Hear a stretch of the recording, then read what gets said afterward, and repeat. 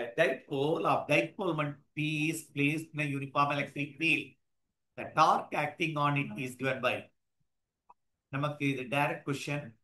Dark equal to P sine theta n cap. Torque is அ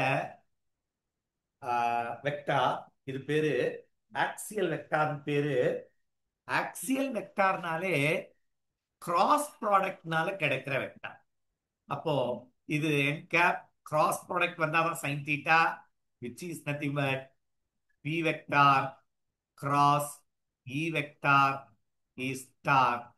இன்னும் சொல்ல போனா axial vector சொன்னாலே டார்க் வந்து the resultant is perpendicular to both vector. Answer is P cross E is the correct.